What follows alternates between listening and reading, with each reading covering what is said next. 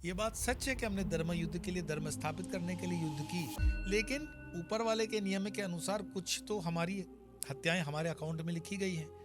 तो आप उस पाप से उरण होने के लिए भगवान शिव की कृपा प्राप्त करें और भगवान शिव की आराधना करें, और भगवान शिव ही आपके इस महापाप को दूर कर सकता है।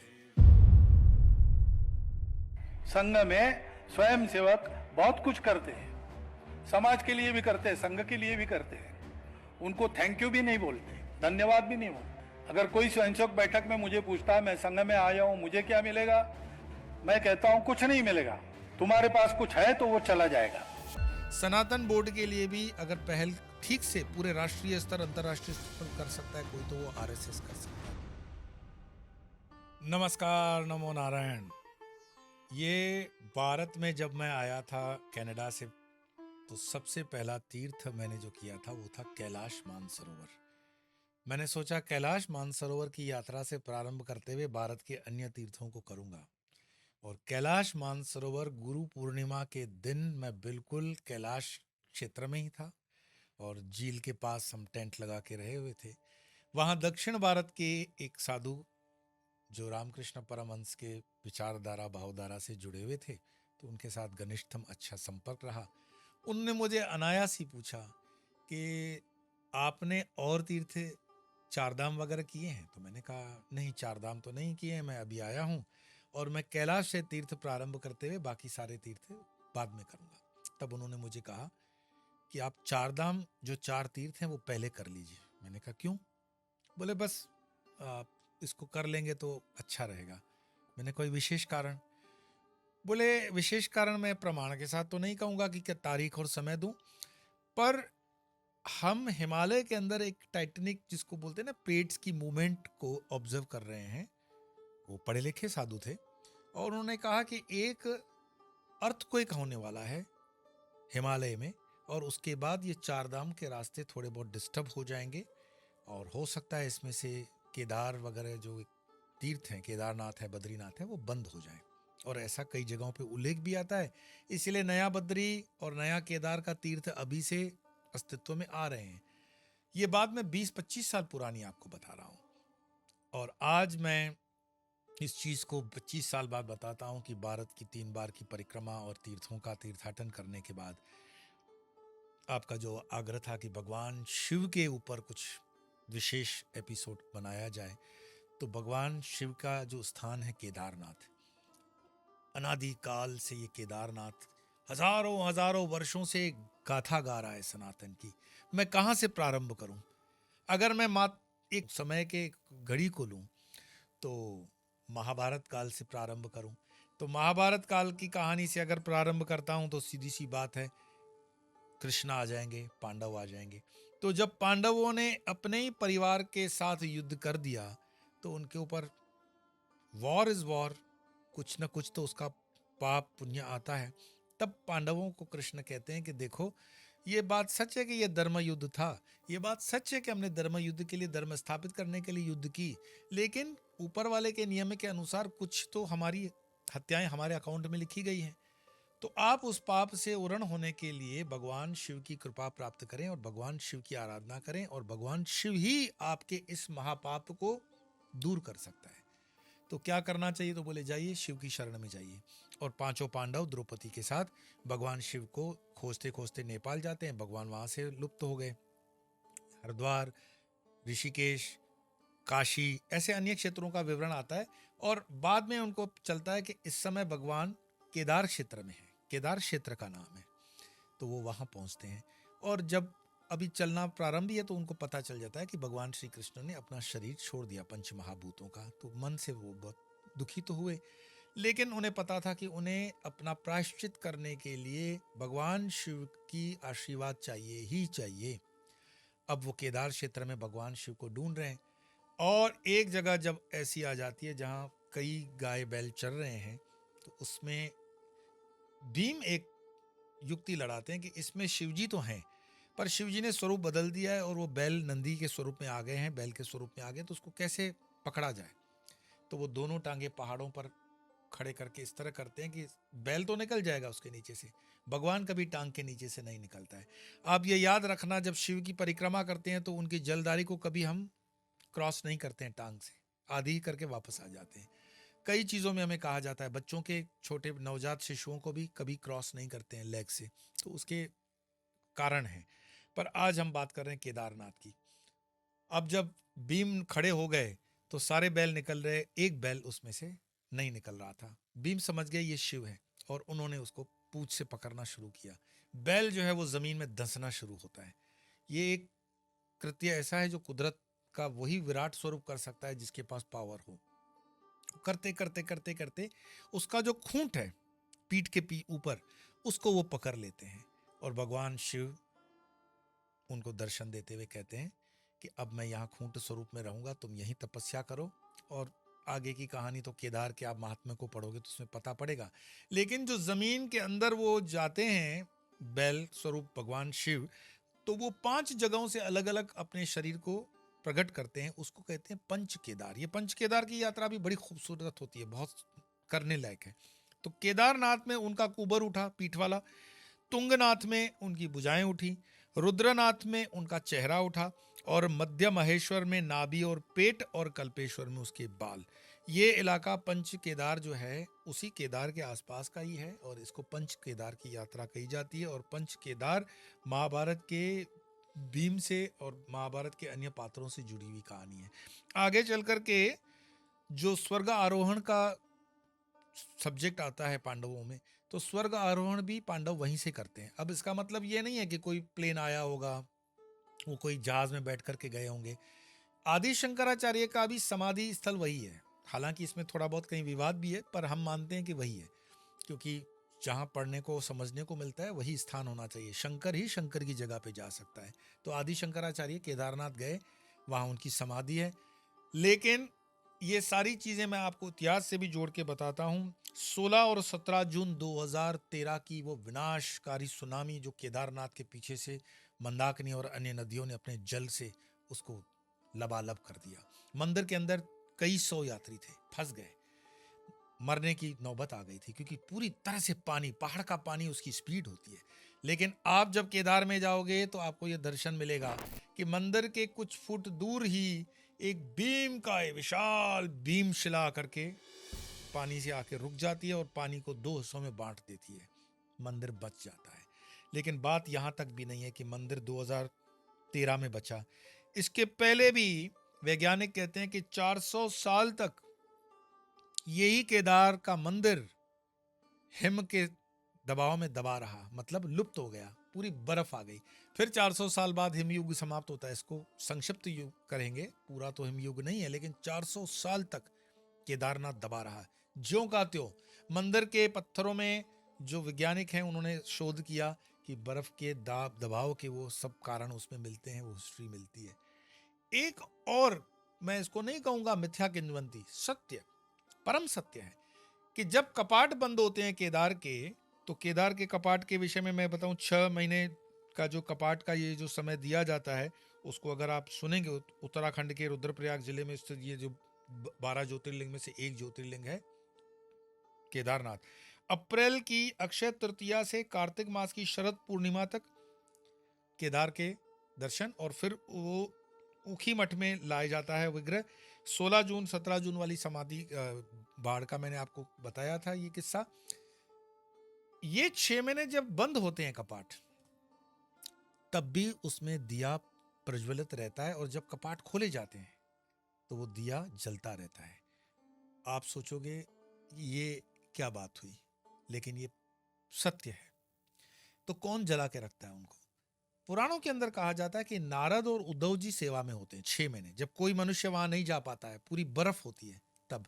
हाँ, कुछ साधु महात्मा कलेक्टर की परमिशन से शायद वहां रहते हैं, ऐसे मुझे बताया गया वहां पर जब मैं केदार में था। और मेरी यात्रा भी केदार की बड़ी प्यारी और जिसको कहते हैं ना विस्मरणीय रही। केदार एक ऐसी यात्रा है जो जीवन में जब तक आपके पांव चल रहे हैं तब तक कर लेना, पांव चल रहे हैं तब तक।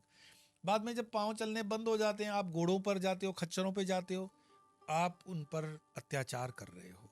वो मूक प्राणी जो है ना, आपका वजन ढो तो रहे हैं, लेकिन उनकी कैसे परवरिश हो रही है वो आप देखो। उनको खाने को क्या मिल रहा है ठीक से, क्योंकि ये तीर्थ तो 6 महीने ही चलता है। 6 महीने तक उनको फिर कोई व्यापार नहीं होता, इसीलिए उनकी हालत बहुत खस्ता होती है। तो मैं कहूँगा जब तक आपके जान में जान है तब तक अपने बलबूते उसको कर लो। फिर आजकल तो हेलीकॉप्टर वगैरह भी है। केदारनाथ और बद्रीनाथ, मैंने जैसे आपको बताया कि महात्मा जी ने कहा लुप्त तो हो जाएगा, ये बात फिर एक नहीं, मैंने अनेकों संतों के मुख से सुनी है कि हाँ, हिमालय के अंदर जो प्लेट्स की मूवमेंट हो रही है उसमें कई चीज़ें परिवर्तनशील हैं और होंगी।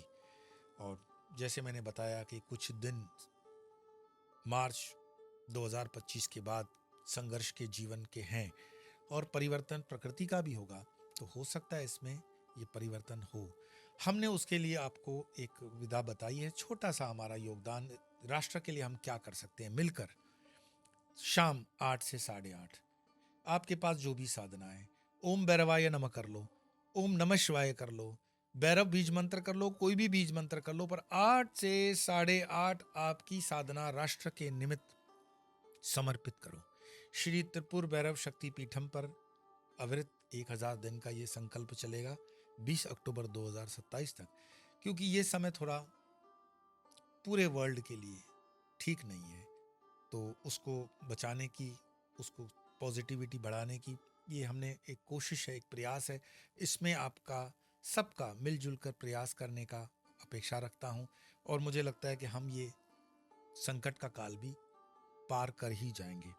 दूसरा, एक दूसरी कहानी ये है कि ये कब होगा, जब नर नारायण, बद्रीनाथ आप जाते हो तो वहाँ नर नारायण पर्वत दिखाई देता है, तो जब नर नारायण पर्वत मिल जाएंगे आपस में, वो कैसे मिलेंगे, अर्थक्वेक होगा तभी तो ये होगा। तो ये बिल्कुल बताई हुई चीज़ है कि नर नारायण पर्वत जब आपस में मिल जाएंगे तब इसमें ये होने की संभावना है।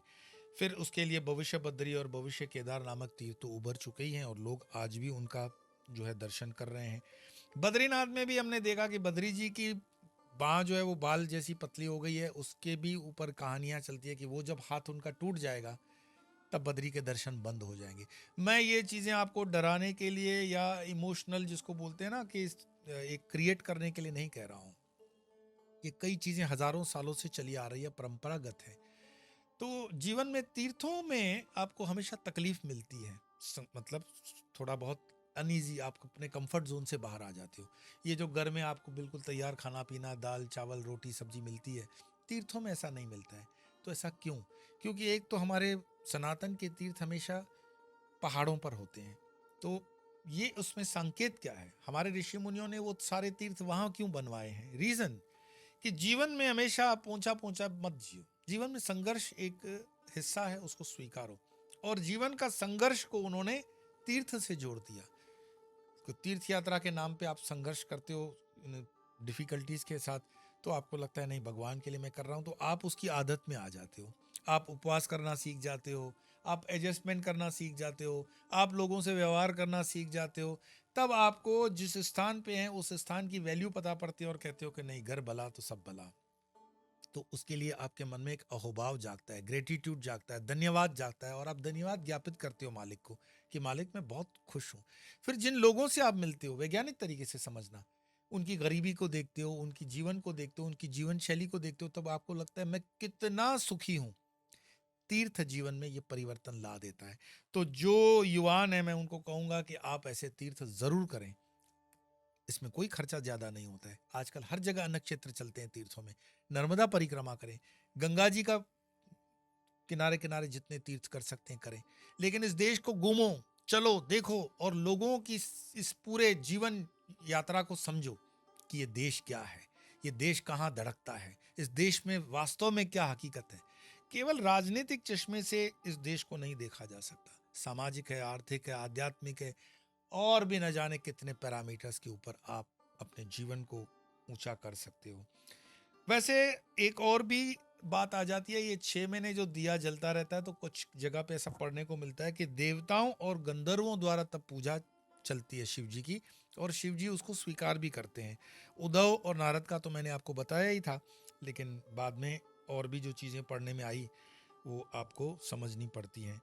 एक अंग्रेज पर्वतारोही एरिक शिप्टन 1926 में एक बुक के अंदर एक परंपरा को उसने दर्ज किया है कि कई सैकड़ों साल पहले एक ही पुजारी एक ही पुजारी केदारनाथ और बद्रीनाथ दोनों मंदिरों में सेवाएं आयोजित करता था। वो रोजाना दोनों स्थानों के बीच आया जाया करता था। दोनों पहाड़ों पे है, ये केदार है, ये बद्री है। दोनों के बीच में कोई कनेक्टिविटी ऐसी नहीं है रोड की एक साथ आ जाओ, पहले पहाड़ चढ़ना पड़ता है, उतरना पड़ता है, चढ़ना पड़ता है। लेकिन वो पुजारी एक ही दिन में दोनों जगहों पे कई सालों तक ऐसी परंपरा रही। ये मैंने लोकल लोगों से भी सुना हुआ है और ये बात असत्य होने का कोई कारण मुझे दिखाई नहीं देता। हो सकता है काल के गति से बाद में चीजें ये हो। ये चार धाम की यात्रा जो हम करते हैं कि बद्रीनाथ, केदारनाथ, यमुनोत्री, गंगोत्री, ये चार धाम बोला जाता है, लेकिन ये छोटा चार धाम है। मूल चार धाम कौन से हैं? पुरी की यात्रा, रामेश्वरम, द्वारका और बद्रीनाथ। तो मुख्य चार धाम कौन से हैं?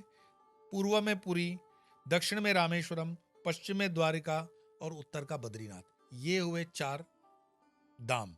लेकिन उसकी छोटी यात्रा करते हैं यमुनोत्री, गंगोत्री, बद्री और केदार। तो छोटा चार धाम उसको कहते हैं। पिछले साल हम अगर आंकड़ा लें तो करीब करीब 50 लाख से ज्यादा जो लोगों ने यात्रा की, और उसमें कई घोड़े, खच्चर, प्लास्टिक की बोतलें, प्लास्टिक की थैलियां, पोल्यूशन, न जाने क्या क्या इस पूरे क्षेत्र को खराब कर रहा है। ये तीर्थ क्षेत्र सनातन का क्षेत्र है, हमारा क्षेत्र है। हम दूसरों को न कहें कि वो क्या कर रहे हैं, हम स्वयं से पूछें हम क्या कर रहे हैं। अगर हम स्वयं जाग जाएंगे, बहुत कुछ चीज़ें जो हैं वो जाग जाएगी। आजकल एक नया ट्रेंड चला है विकास का कि सारे तीर्थ क्षेत्रों को कॉरिडोर बना करके ज्वाइन करने का। कामाख्या का कॉरिडोर बन रहा है जिसमें कई लोगों ने कुछ आपत्तियां दर्ज की हैं, वो विरुद्ध नहीं है। मैं उस पूरी संस्था से जिन लोगों के संपर्क में आया तो उन्होंने कहा हमारा विरोध नहीं है कॉरिडोर का, लेकिन कामाख्या के अंदर जो जल का स्तर है, क्योंकि वहां पे तो पूरा का पूरा जल के आधार पर ही पीठें स्थापित हैं। कामाख्या की मुख्य पीठ का जल बहुत महत्वपूर्ण है। तो वो जल का जो स्तर है, या उसको वाटर टेबल बोलेंगे, अगर वो डिस्टर्ब हो जाती है तो बहुत कुछ डिस्टर्ब हो जाएगा, वो तीर्थ का सार निकल जाएगा। ऐसा ही अमरनाथ है, बद्री है, केदार है, यमुनोत्री है, गंगोत्री है। हम विकास कर लें उसमें कोई दो राय नहीं, हम ट्रेन पहुंचा दे वहां पर, लेकिन एक इंडिपेंडेंट, इम्पार्शियल, जिसको कहते हैं ना, सर्वे होना चाहिए कि क्या इससे टूरिज्म बढ़ जाएगा, वहाँ के लोकल लोगों की इकोनॉमी ठीक हो जाएगी, लेकिन क्या उस वास्तव में तीर्थ क्षेत्र का जो स्तर है वो ऊंचा आ रहा है, आध्यात्मिक रीत से आ रहा है? उसमें तो पिक पॉकेटर भी जाएगा, चोर जाएंगे, उच्चके जाएंगे, बदमाश जाएंगे, और न जाने वाले लोग भी जाएंगे, न करने वाले काम करेंगे, न खाने वाली चीज़ें जाएंगी, न पीने वाले पेय जाएंगे। इसको भी ध्यान में रखना है। विकास होना चाहिए, लेकिन विकास अपनी संस्कृति और सभ्यता पर नुकसान करने वाला विकास विचार करके करना चाहिए। और सनातन बोर्ड जिसके लिए पूरी ये मंदिर एक हों, उस सनातन बोर्ड के गठन का समय आ चुका है मुझे लगता है। हम सब, सिर्फ उत्तर भारतीय संत नहीं, उत्तर, दक्षिण, पूरब, पश्चिम, एक एक जिले से इस बोर्ड को मजबूत बनाने के लिए, मुझे लगता है मात्र भारत के अंदर एक ही संस्था है जो सबको एक प्लेटफॉर्म पे ला सकती है, और वो है राष्ट्रीय स्वयंसेवक संघ यानी आरएसएस। हमारे तीर्थ क्षेत्रों को जो भी प्रोटेक्शन आज मिला है, मैं उसका श्रेय व्यक्तिगत रूप से भी मानता हूं, संघ को जाता है, आरएसएस को जाता है। सनातन बोर्ड के लिए भी अगर पहल ठीक से पूरे राष्ट्रीय स्तर, अंतर्राष्ट्रीय स्तर पर कर सकता है कोई, तो वो आरएसएस कर सकता है। राष्ट्रीय स्वयं सेवक संघ यानी आरएसएस के सरसंघ चालक माननीय श्री मोहन जी भागवत जी का ये संदेश जनहित में और सनातनियों के लिए, आपके विचार के लिए, इसको क्रियान्वित करने के लिए छोड़ रहा हूं। घर से बाहर निकलो, अपने देश के बंधुओं के साथ वो कौन है, कहां से आते हैं, कहां जन्मे, कुछ विचार मत करो। कितना कमाते हैं, अमीर है कि गरीब, कुछ मत विचार करो। समाज में मेरे जैसे प्रतिष्ठित है कि ऊंचे है कि हल्के, कुछ विचार मत। वो मेरे अपने भाई है, उनके साथ मातृभूमि के धूल में लोटपोट होते हुए खेल खेलो, मातृभूमि के भक्ति के गान गाओ, पूर्वजों के पराक्रमी कथाओं को सुनकर अपने शरीर में वीर व्रत का संचार करवाओ, और भारत माता की प्रार्थना करो। रोज करना 1 घंटे का व्यायाम। शरीर, मन, बुद्धि देश के कार्य के लिए तैयार होती है। एक स्थिति पर पहुंचने के बाद उसको वैसा ही रखा तो सदैव कितने भी मोह, आकर्षण, स्वार्थ प्राप्त हो जाए, मनुष्य अडिग होकर अपने ध्येय पथ पर चल सकता है। ये संघ है, ये सबको करना है। 1 घंटे की साधना करना और फिर अपने जीवन में समाज की आवश्यकता को पूर्ण करने वाला या समाज के अभाव को दूर करने वाला या समाज की त्रुटियों में सुधार लाने वाला कोई एक काम चुनना और उस काम को प्रामाणिकता से, निस्वार्थ बुद्धि से, तन मन धन पूर्वक करना। उस काम को भुनाने की कभी नहीं सोचना, बहुत सेवा की अब मुझे वोट दो, ऐसा नहीं कहना, उसके लिए काम नहीं है। संघ में स्वयं सेवक बहुत कुछ करते हैं, समाज के लिए भी करते हैं, संघ के लिए भी करते हैं। उनको थैंक यू भी नहीं बोलते, धन्यवाद भी नहीं बोलते। अगर कोई स्वयंसेवक बैठक में मुझे पूछता है मैं संघ में आया हूं, मुझे क्या मिलेगा, मैं कहता हूं कुछ नहीं मिलेगा। तुम्हारे पास कुछ है तो वो चला जाएगा, हिम्मत है तो आओ। संघ स्वयं को बर्बाद करने का काम है, देश को आबाद करने का काम है, करना है तो करो। ये डरपोक लोगों का काम नहीं, स्वार्थी लोगों का काम नहीं। स्वार्थ मन में है तो संघ से दूर रहो, उसमें तुम्हारा भी भला है, हमारा भी भला है। ये देने का काम है, ये करना है। यश अपयश, आशा निराशा, प्राप्ति लाभ हानि कुछ विचार नहीं करना, क्योंकि यही रास्ता है, दूसरा रास्ता नहीं है। अपने देश के स्वतंत्रता के लिए काम करने वाले और स्वतंत्रता के बाद अपने देश को बढ़ाने वाले जितने लोग हैं, उनका साहित्य देखो या उनके भाषण कहिए तो पढ़ो, सुनो अगर सुनने को मिलते। सब ने इस एक सत्य को बोला है, इस समाज को सद्गुणों में सुशिक्षित करते हुए एक बनाकर देश के लिए जीने मरने का उद्यम करने वाला समाज बनाना, तभी भारत के भाग्य का उदय है। मैं उस बारे में आपके विचार और कमेंट्स को पढ़ूंगा और उसको सही जगह पे पहुंचाने का प्रयास भी करूंगा। भारत के लिए सनातन बोर्ड की बहुत आवश्यकता है, लेकिन मेरे देखे इसको कोई एक संत या एक संत का समूह नहीं कर सकता। इसमें सामूहिक विचारधारा के लोग, आरएसएस जैसी कोई संस्था ही काम कर सकती है। तो इस विचार के साथ आज आपको यहीं पे मैं विराम दे रहा हूं वाणी को। फिर अन्य विषय को लेकर के मिलेंगे, तब तक के लिए नमो नारायण।